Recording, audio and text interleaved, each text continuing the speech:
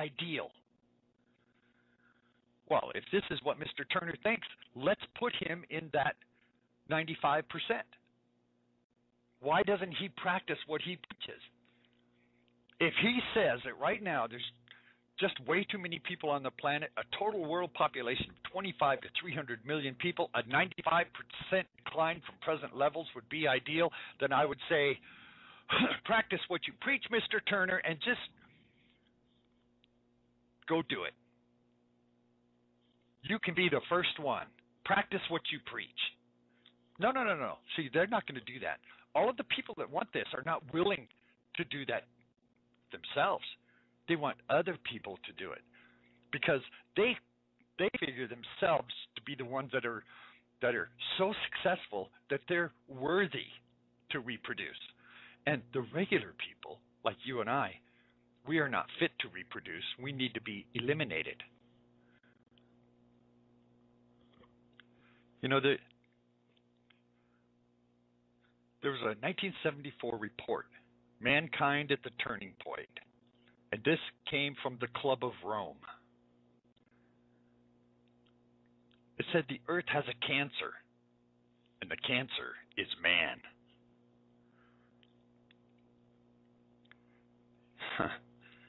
You know, here's another quote from Lord Bertrand Russell, The Impact of Science on Society from 1952. He said, I do not pretend that birth control is the only way in which population can be kept from increasing. There are others, which, one must suppose, opponents of birth control would prefer. War, as I remarked a moment ago, has been disappointing in this respect, but perhaps bacteriological war may prove more effective.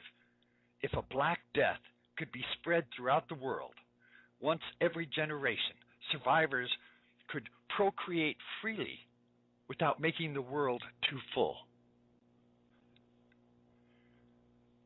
A Black Plague, they're talking about disease. When we talked about vaccines on the last program, everybody's pushing these vaccines, and they're coming up with new vaccines all the time. You're being conditioned into taking vaccines. And it may very well be that in each one of these vaccines, they're putting just small doses of this stuff in there. You know, anybody that loves murder mysteries, you've heard about people doing that. A little bit of rat poison every day. It's not detectable until finally your system is full of this rat poison and you die from it. Well, we have GMO foods. We have it's no coincidence that there's so many books and TV shows and movies whose theme is population reduction. You know, Stephen King's The Stand. TV shows like the Discovery Channel, The Colony. Have you ever seen that? BBC's Survivor. Films like I Am Legend, 28 Days Later, 12 Monkeys. I mean, all of these are the same idea. They all imagine scenarios where the population has been reduced by over 90%. That would be about 6 billion people that have to die to reduce by 90%. You know, the elites have expressed their desire for population reduction of 90% for almost 100 years. With more and more couples that are discovering that they're sterile, perhaps in the next couple of decades, they'll get their dream. Or maybe sooner if they release some sort of deadly bioweapon. But there's one thing to remember here. The elites believe that they're a different species than the rest of us. This is why they only breed within certain bloodlines. I'm sure you've heard about this. And for a lot of years now, they've been collecting DNA of every living person right from birth with that first heel prick with a blood sample. Then their scientists go to work on developing their bioweapons that are targeted only at those with specific DNA coding. Now, if you couple that with binary bioweapons or time-release bioweapons, you'll understand why a lot of the films show huge populations dying almost instantly because science can come up with these weapons now and exclude certain DNAs, where this black plague that they talk about could be released but not affect certain DNAs. And we have the technology to do that. That's what's really scary. Now, these quotes that I just gave you, if you're not wondering why things like fluoride, which is a known poison, which also has devastating effects on fertility, there's genetically modified foods, they've been forced on the public, you may never break free of this sterilization. You may already be on the road to being sterile. Why are so many couples having to go to fertility clinics?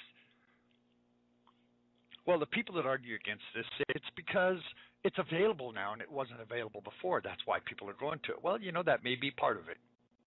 But there's another part of it that says that there's a reason why there's so many couples that can't have kids.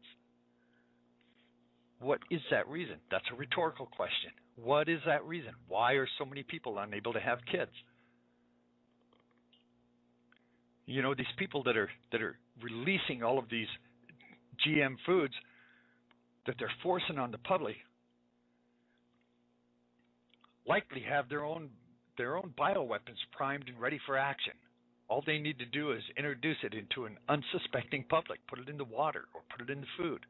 What better way to scare or force everyone into taking more vaccines than another bogus pandemic?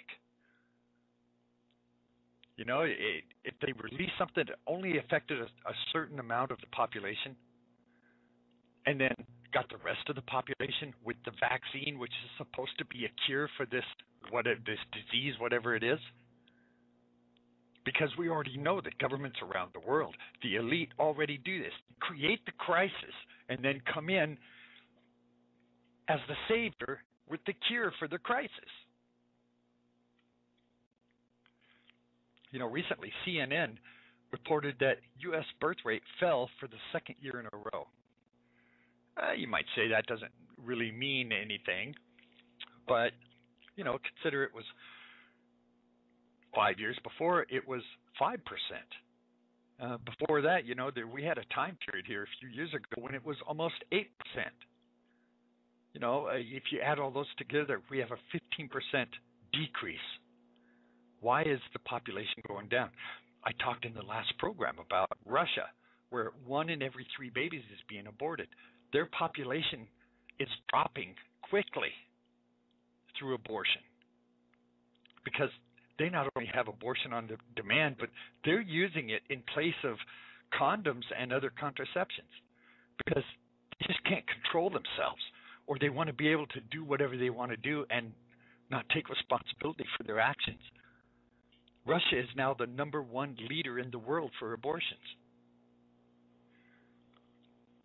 Putin recently has taken measures to try to get people to conceive more children. And, their hearts are just hardened. They're cold. They're stone cold. 1 out of every 3. Well, what did we find out during the Nuremberg trials?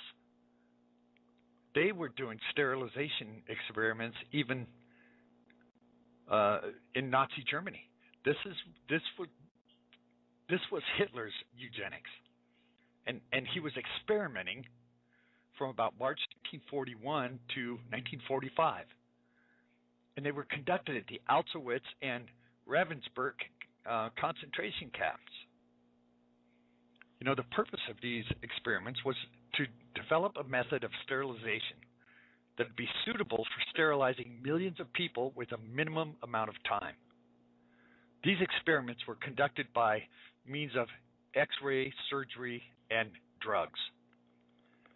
And because this is what was available to them at the time, and this is what they used to conduct these experiments. One of the defendants, what was his name? Gephardt, one of the defendants in the Nuremberg trials, also personally conducted sterilizations by surgical operation.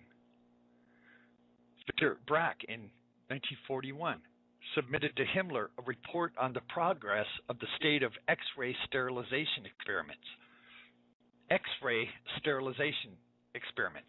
Now, this is important because we're going to talk about X-rays and how X-rays can sterilize you, because we not only go through X-rays, you go to the dentist, give him an X-ray. You go in the hospital for something, they give you an X-ray. What happens when you fly and you're going through the machines?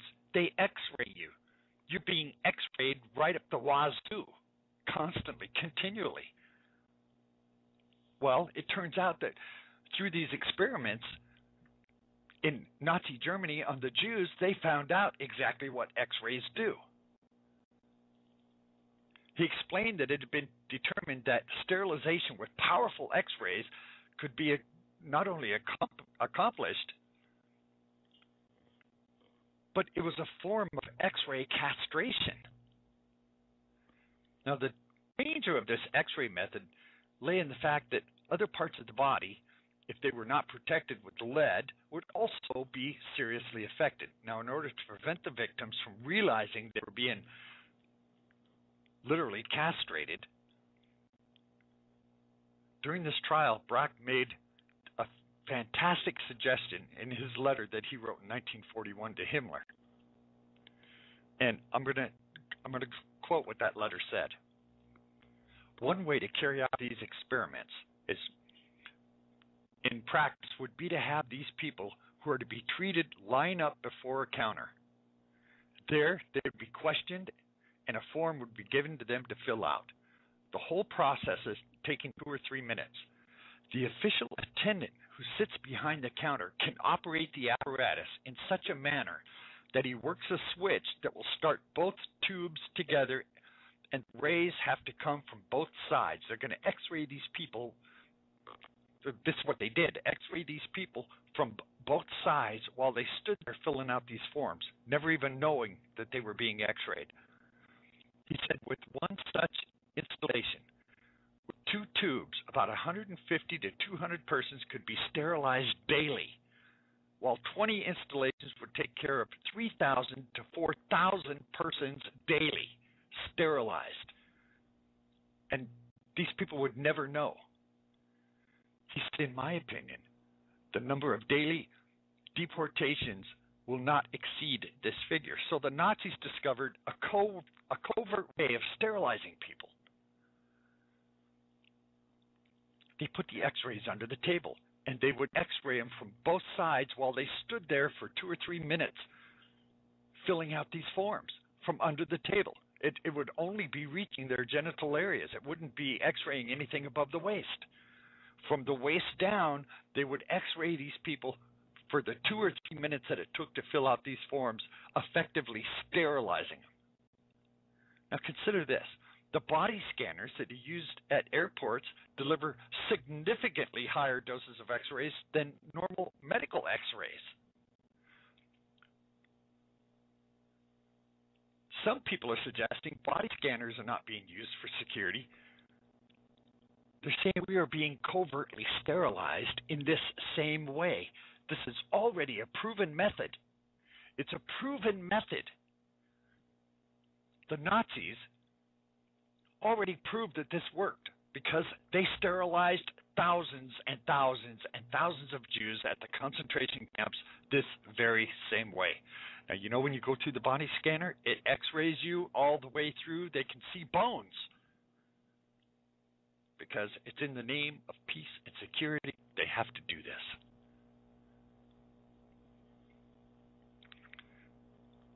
Now, I want to share with you something that was written by Paul Joseph Watson from prisonplanet.com. And I'm going to share this because I think this is important. And I think this is true. The elite agenda for global population control is not a conspiracy theory. It's on the record and documented. There are still large numbers of people amongst the general public, in academia, and especially those who work for the corporate media, who are still in denial about the on-the-record stated agenda for global